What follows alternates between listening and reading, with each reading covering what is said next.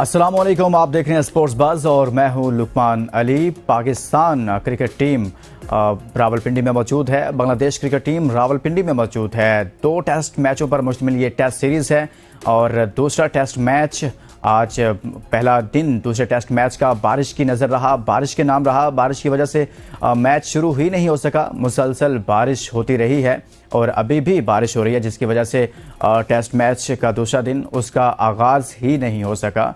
लिहाजा इस पर अब क्या सूरत हाल इख्तियार करेगा ये टेस्ट मैच, और इसके साथ साथ हम बात करेंगे पाकिस्तान टीम के स्क्वाड पर। शाहीन शाह अफरीदी को रिलीज़ कर दिया गया दूसरे टेस्ट मैच में, इसकी क्या वजूहात हैं? अबरार अहमद और कामरान गुलाम को वापस लाया गया है, स्क्वाड का हिस्सा बना लिया गया है। इस पर बात करेंगे। हमारे साथ साबिक कप्तान, साबिक चीफ सेलेक्टर वसीम बारी साहब मौजूद होंगे। लेकिन आगे बढ़ने से पहले हम शामिल करेंगे आज की top stories. Rawalpindi test Pakistan और बांग्लादेश के दरमियान पहले दिन का खेल बारिश के बायस मनसूख। शाहीन शाह अफरीदी बांग्लादेश के खिलाफ दूसरे टेस्ट से ड्रॉप। पाकिस्तान टीम मैनेजमेंट ने शाहीन अफरीदी को रिलीज करके फैमिली के साथ वक्त गुजारने का मौका दिया। पीसीबी ने 5 मेंटोर्स की चांदी करा दी। माहाना 50 लाख और सालाना 6 करोड़ रुपए अदा करने का फैसला। पीसीबी ने चैंपियंस वनडे कप के शेड्यूल का ऐलान कर दिया। टूर्नामेंट 12 से 29 सितंबर तक इकबाल स्टेडियम फैसलाबाद में खेला जाएगा। भारत चैंपियंस ट्रॉफी के लिए पाकिस्तान जरूर आएगा, साबिक कप्तान राशिद लतीफ का बयान। हॉकी के 3 कौमी खिलाड़ी बगैर इजाजत बैरून मुल्क चले गए, हॉकी फेडरेशन ने पाबंदी लगा दी। सदर मुमलिकत आसिफ अली जरदारी का गोल्ड मेडलिस्ट अरशद नदीम के लिए 10 करोड़ रुपए इनाम का ऐलान। वर्ल्ड मिलिट्री कैडेट गेम्स में 2 मेडल जीतने वाले मोहित बलोच का एयरपोर्ट पर शानदार इस्तकबाल।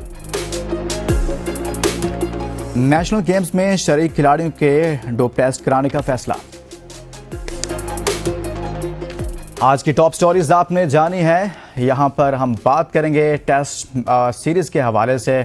हमारे साथ मौजूद हैं साबिक चीफ सेलेक्टर, साबिक कप्तान वसीम बारी साहब। बहुत शुक्रिया वसीम बारी साहब, आपने हमारे लिए वक्त निकाला। रावलपिंडी में टेस्ट सीरीज जारी है बांग्लादेश के साथ। पहले टेस्ट में पाकिस्तान को बदतरीन शिकस्त हुई। आज दूसरे टेस्ट मैच का पहला दिन बारिश के नाम रहा है। मैच को तो बाहर का आगाज नहीं हो सका, लेकिन हम आगाज करेंगे आज की गुफ्तगू का पहले टेस्ट मैच से। पाकिस्तान बांग्लादेश जैसी टेस्ट टीम से शिकस्त खा गया, और वो भी इतने बुरे तरीके से। ये तवक्को नहीं थी। पाकिस्तान क्रिकेट टीम को क्या हो गया बारी साहब? पाकिस्तान क्रिकेट टीम ने जो होम सीरीज स्टार्ट की रावलपिंडी से, तो उनको एडवांटेज तो था, लेकिन वो एडवांटेज पाकिस्तान टीम ने लिया नहीं। सबसे पहले तो विकेट के ऊपर विकेट की जजमेंट सही नहीं थी। 5 दिन के टेस्ट मैच जब भी होता है तो 4 दिन के बाद विकेट टर्न लेना शुरू कर देती है। पाकिस्तान ने 4 फास्ट बॉलर्स खिलाए और स्पिनर खिलाए ही नहीं। हालांकि अबरार को खिला सकते थे तो एडवांटेज ले सकते थे, एडवांटेज नहीं लिया। दूसरा, और उन्होंने बैटिंग भी बड़ी नाकिस सॉफ्ट मिसल्स। मेरा मतलब अगर आपने मैच देखा होगा, आप के ज्यादातर बैट्समैन खुद ही आउट हो गए। ऐसे लग रहा था कि T20 खेल रहे हैं और टेस्ट मैच नहीं खेल रहे। इसके बरक्स बांग्लादेश ने 500 रन बनाए और 5 पार्टनरशिप्स की 50s की। आप देखें कि उन्होंने अपना प्लानिंग बड़ी सही रखी, बैटिंग में भी और बॉलिंग में भी और फील्डिंग में भी। तो आप कह सकते हैं कि बांग्लादेश ने आउट प्ले किया पाकिस्तान को इन दिस टेस्ट में। तो बांग्लादेश को मुबारकबाद देनी चाहिए कि वो पाकिस्तान से अच्छा खेले और वो उन्होंने मैच जीता बड़ी अच्छी तरीके से। बारी साहब, जहां पर हम बांग्लादेश को मुबारकबाद देंगे, लेकिन सवाल ये भी उठ रहा है कि पाकिस्तान टीम मुसलसल होम सीरीज में शिकस्त खा रही है, नाकाम हो रही है। गुज़िश्ता 9 मैचेस को देखा जाए तो पाकिस्तान ने 1 मैच भी नहीं जीता होम सीरीज में। टेस्ट मैचों की हम बात करें तो, और वो भी फिर बांग्लादेश जैसी टीम से हार जाना। कहां पर मसला कहां पर आ रहा है? मुसलसल ऐसा देखने में आ रहा है। क्या हमारे पास टैलेंट खत्म हो गया है, या फिर हमारे पास जो बैट्समैन है वो परफॉर्म क्यों नहीं कर पा रहे? लैक ऑफ प्लानिंग है? इशू कहां पर आ रहे हैं? पाकिस्तान के काफी इश्यूज हैं। बांग्लादेश वो टीम नहीं है जो पहले थी। बांग्लादेश को अगर आप देखें कि उन्होंने बॉलिंग भी अच्छी की, विकेट टू विकेट बॉल खिलाया, सीधी गेंदें की करी अपने मैच में, और बैटिंग में 5 50 किए, पार्टनरशिप्स की, फील्डिंग अच्छी की, लीडरशिप अच्छी रही। तो बांग्लादेश की वो टीम नहीं है जो पहले बांग्लादेश ने बड़ा अपने क्रिकेट को इम्प्रूव किया, उनका डोमेस्टिक सेटअप काफी अच्छा हो गया और वो कंसिस्टेंसी उनकी टीम में आ गई है। हमारे यहाँ जो है काफी प्रॉब्लम्स हैं। हमारी जो बेंच स्ट्रेंथ है वो काफी कमजोर है। अभी अगर आप अगर किसी प्लेयर को खिलाना चाहें तो आपको कोई नया प्लेयर मिलेगा नहीं। अब अगर कोई बैट्समैन अगर फेल जा रहा हो, अगर शान मसूद की जगह आप किसी को खिलाना चाहें तो आपके पास कोई रिप्लेसमेंट है कोई नहीं। तो बरक्स आप देखें दूसरी टीमों को, उनके पास उनकी बेंच स्ट्रेंथ बड़ी स्ट्रांग है। न्यूजीलैंड की स्ट्रांग है, इंडिया की स्ट्रांग है, बांग्लादेश की स्ट्रांग है। तो बेंच स्ट्रेंथ जब तक स्ट्रांग नहीं होगी तो आप रिप्लेसमेंट आप कर ही नहीं सकते। अब आपकी टीम कोई रिप्लेसमेंट की अगर जरूरत है तो आपके पास कोई स्पिनर नहीं है, तजर्बेकार स्पिनर, आपके पास ऑफ स्पिनर नहीं है, आपके पास लेफ्ट आर्म स्पिनर नहीं है, आपके पास अबरार है, उनको भी चांस नहीं दिया, वर्ल्ड कप में भी नहीं चांस दिया। और हालांकि सब कॉन्टिनेंट की जो विकेट्स हैं वो स्पिन को तो सपोर्ट करती हैं।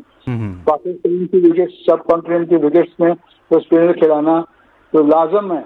आप टीमें तो 2 स्पिनर खिलाती हैं, हमने तो एक भी स्पिनर नहीं खिलाया। तो पहले तो हमने प्लानिंग ठीक नहीं की और फिर टीम जो थी वो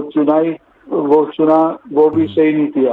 अब मेरे ख्याल में अबरार को वो खिलाएंगे और गुलाम को भी खिलाएंगे। तो अच्छा बारी साहब, आपने बात की है कि पाकिस्तान के पास बैकअप मौजूद नहीं है, चेंज नहीं कर सकते, लेकिन बैकअप किसी ने तैयार भी तो करना था। कोई इसकी वजह सामने क्यों नहीं आ रही कि कौन इसका जिम्मेदार है कि जो बैकअप तैयार नहीं कर पाया, या फिर बैकअप कहीं पर मौजूद है, बैकअप बनने ही नहीं दिया गया? कुछ लोग ऐसे भी हैं, वो हमारे साथ बात करते हैं, कहते हैं जी बैकअप तैयार ही नहीं करने दिया गया, बस एक सर्कल बना लिया गया था, उसी सर्कल में टीम घूमती रही, वही प्लेयर्स बार बार खेलते रहे 4 से 5 साल में, बैकअप तैयार भी नहीं होने दिया गया। देखें आप जो कह रहे हैं, ये पिलर्स ऑफ क्रिकेट जो है वो सिलेक्टर होता है, कप्तान होता है और कोच होता है। ये 3 लोगों का पिलर कहते हैं जी, पिलर्स ऑफ क्रिकेट। इनकी जिम्मेदारी है कि जब हम उनकी सैलरीज इतनी हाई मिल रही हैं कि वो फौरन अच्छे प्लेयर निकालें। अब अगर आप कंटिन्यूसली चेंज करते रहेंगे प्लेयर्स को तो आप कभी भी प्लेयर्स नहीं निकाल सकेंगे। पाकिस्तान पहले आप क्यों प्लेयर निकालता था, तो काउंटी क्रिकेट में जाकर वो खेलते थे, उसके तजर्बे की वजह से बेहतरीन प्लेयर हमने निकाले, जहीर अब्बास, मियां नासिर इकबाल, मुश्ताक मोहम्मद, इंजमान खान जी। और इनकी जिम्मेदारी है कि वकार यूनुस, वसीम अकरम। तो अब एकदम प्लेयर निकलने बंद हो गए कि आपको ऐसे लोगों को रखना चाहिए, जिम्मेदारी से जॉब देनी चाहिए जो कोई कंट्रीब्यूट कर सके। अगर हम कंट्रीब्यूट ही नहीं कर सकते, अब अब्दुल कादिर की बात मैं करना चाहता हूँ। जब मैं कैप्टन था तो अब्दुल कादिर मुझे इंटर पीसी होटल में मिला तो जी बारी जी मुझे आज कोई विकेट नहीं मिली। तो मैंने कहा तो मुंह को छोटा सा बड़ा बनाया हुआ है, मैं कप्तान हूँ, मैं आपको 3 टेस्ट मैच खिलाऊंगा, आप फिक्र ही ना करें। उसके बाद मैंने जब उसको हिम्मत अफजाई की, इतना काफी तक कादिर ने इंग्लैंड की टीम को सारों को मुश्किलात में डाल दिया। गुफ्तगू का सिलसिला जारी है। वसीम बारी साहब हमारे साथ मौजूद हैं, रावलपिंडी टेस्ट पर बात कर रहे हैं, लेकिन यहाँ वक्त हुआ एक ब्रेक का। Welcome back. Rawalpindi test match का पहला दिन बारिश की नजर रहा है, इस पर हम बात कर रहे हैं। पाकिस्तान में कभी ऐसा नहीं हुआ कि हमारे पास अच्छे फास्ट बॉलर ना हो, फिर फास्ट बॉलर भी होते थे। दुनिया ये मानती थी कि पेस भी होती थी, और हम बांग्लादेश जैसी टीम के साथ देख रहे हैं कि हमारे फास्ट बॉलर्स, हम 4 फास्ट बॉलर्स के साथ खेले और चारों की पेस, बांग्लादेश के फास्ट बॉलर से भी स्पीड उनकी कम थी, उनकी पेस कम थी।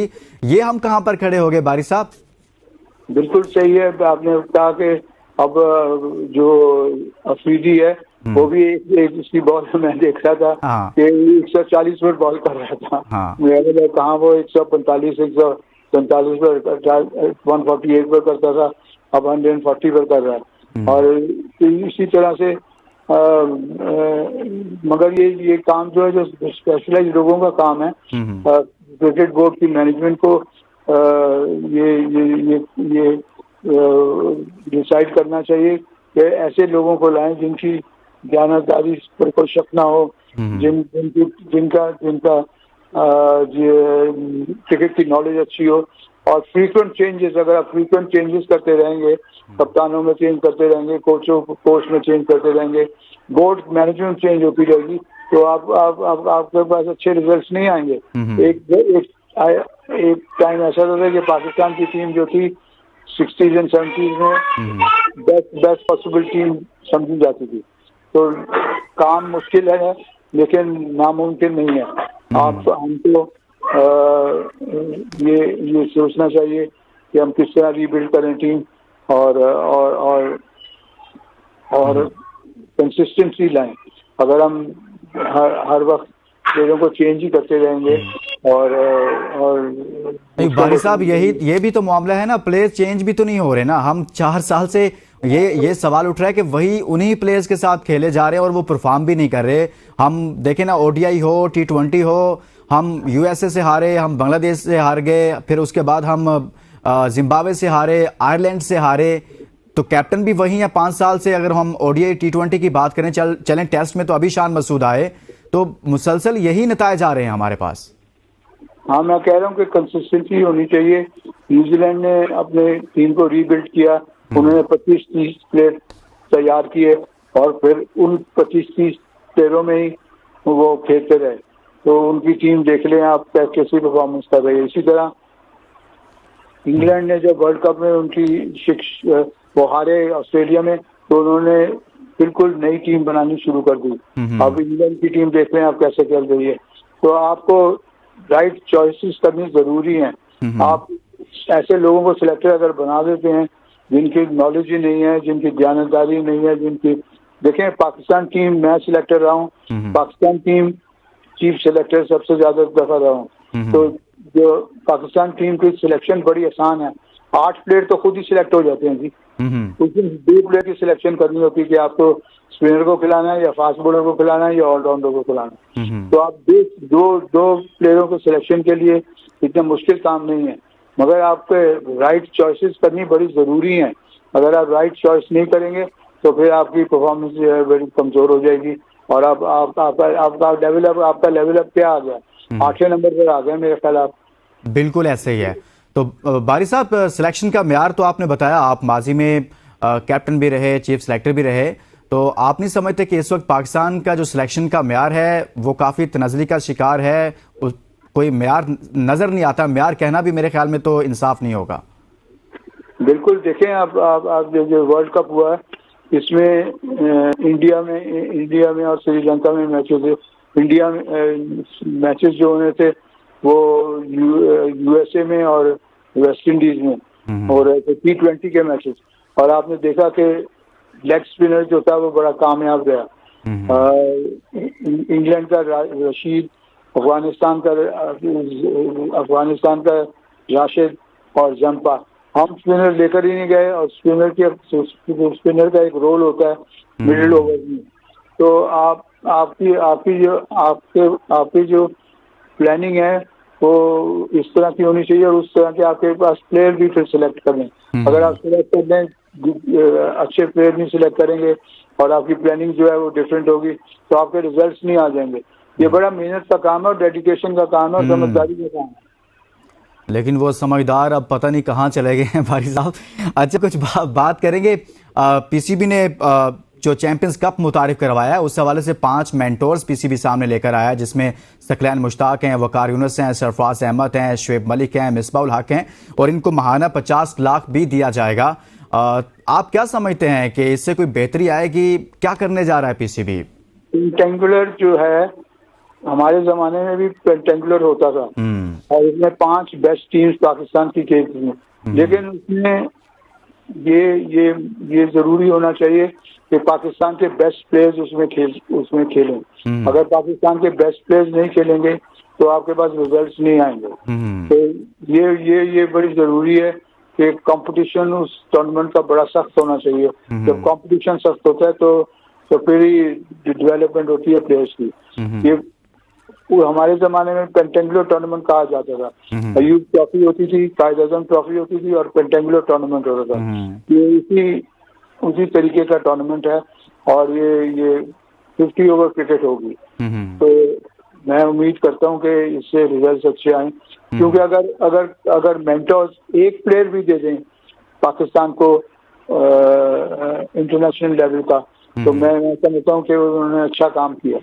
एक या दो प्लेयर काफी होते हैं सिलेक्ट करने के लिए। इंजमाम को भी इस तरह सेलेक्ट किया था, कादर को भी हमने इस तरह सेलेक्ट किया था, यूसुफ को भी इसी तरह सेलेक्ट किया था। अगर एक या दो प्लेयर अच्छे हो जाएं तो वो बस मैं समझता हूँ उन्होंने अपना अच्छा रिजल्ट लाए। अब हम उम्मीद करते हैं कि ये मेंटर्स हैं, ये तजर्बेकार लोग हैं, ये समझदार लोग हैं और रिजल्ट्स हम उम्मीद करते हैं कि रिजल्ट पॉजिटिव को अच्छा रिजल्ट आएगा। और बारी साहब, हम दोबारा से टेस्ट मैच पर आते हैं। आज बारिश हो गई, बारिश की वजह से मैच का आगाज ही नहीं हो सका, लेकिन प्लेइंग 11 पर हम बात करेंगे। 4 फास्ट बॉलर के साथ हम गए, बुरी तरह से पिट गए बांग्लादेश के खिलाफ। तो अबरार अहमद को शामिल करना कितना जरूरी होगा और शाहीन अफरीदी को रिलीज कर देना दुरुस्त फैसला है? देखें, ये फैसला कोच, कप्तान और चीफ सिलेक्टर का फाइनल सिलेक्शन होती है। तो उनको ऐसे लड़के चाहिए जो उनकी प्लानिंग में फिट हों। कोई भी टीम टेस्ट मैच खेलती है तो चौथे या 5वें दिन एक ये स्टैंडर्ड रूल है कि बॉल स्पिन करना शुरू हो जाती है, स्लो हो जाती है विकेट और बॉल जो है वो स्पिन होती है।